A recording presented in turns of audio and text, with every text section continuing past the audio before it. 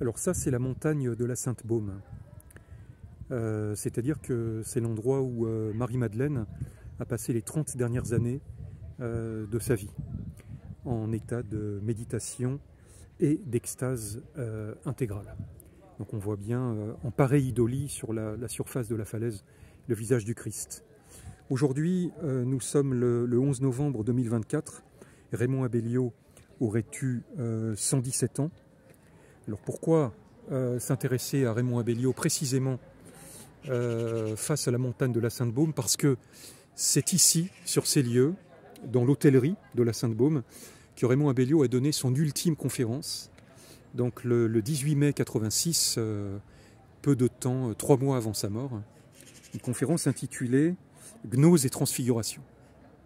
Alors c'est une conférence qui se trouve reproduite presque en intégralité dans la revue Question de, où d'ailleurs on peut trouver des interventions absolument fondamentales de Bassarab Nicolescu, Antoine Fèvre, Marie-Thérèse de Brosse. Alors c'est Charles Hirsch qui a organisé en partie cette conférence, qu'il a enregistrée sur cassette et qui a récolté qu'il a mise par écrit pour la revue Question 2. Alors Charles Hirsch, dont j'ai bien connu le fils, Ubald, qui était lui un abélien de première qualité et qui a tenté de construire un ordre avec comme bréviaire cet ouvrage d'Abellio fondamental qui s'intitule « Vers un nouveau prophétisme ». Je possède pour ma part le manuscrit complet de cette conférence et on peut remarquer quand on en lit la retranscription qu'il y a 20-30 pages manquantes. Donc je me ferai fort un jour de tenter de publier ces pages manquantes. Alors j'étais malheureusement avec le père Devaucoux du Buisson, qui était le gardien de la grotte de la Sainte-Baume depuis 1 an, quand Raymond Abellio a prononcé la conférence dont je parlais. Je me plais à penser que le père Philippe Devaucoux du Buisson ait assisté à cette conférence. Où est-il par ailleurs, le père Devaucoux du Buisson? Ah bien, le voici. Voici mon ami qui repose ici, face à la grotte et à sa Magdeleine qu'il aimait tant. Alors, Gnose et transfiguration, c'est une conférence absolument essentielle qui évoque la transfiguration de Raphaël, le tableau mirifique, qui précise ce qu'est la transfiguration pour Raymond Abellio. Il appelle ça une subjectivité supérieure. Et cette ultime conférence a pour but, pour Abellio, comme toujours, de dépasser les dualités et de trouver le troisième terme impérial sur chaque question fondamentale.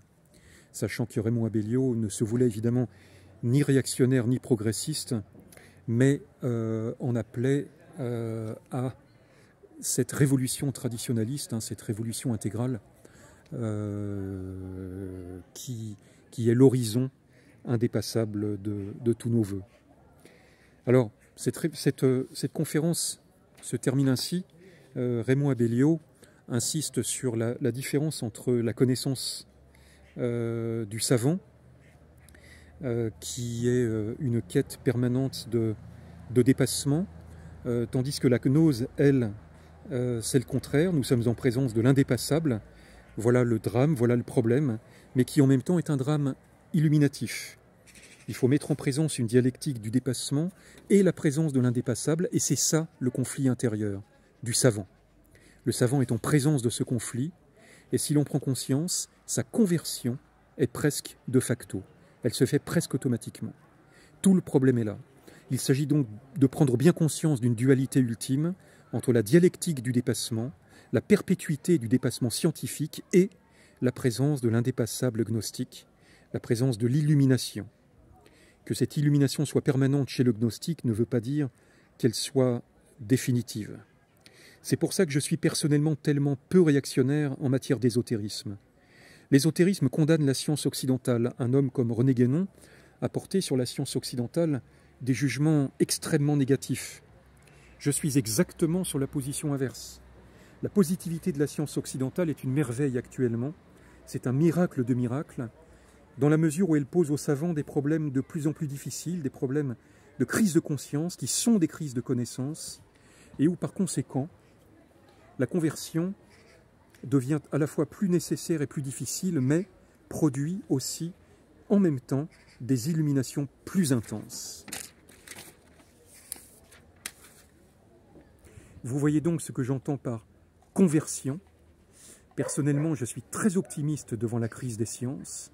Cette crise d'ailleurs qui éblouit, on peut bien le dire. J'ai un peu l'impression que les physiciens de la physique quantique sont des gens en état d'éblouissement perpétuel devant ce qu'ils voient.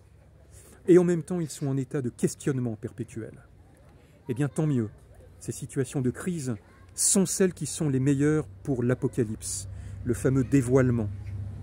Il y a un côté sombre dans l'Apocalypse qui est un côté de destruction du passé.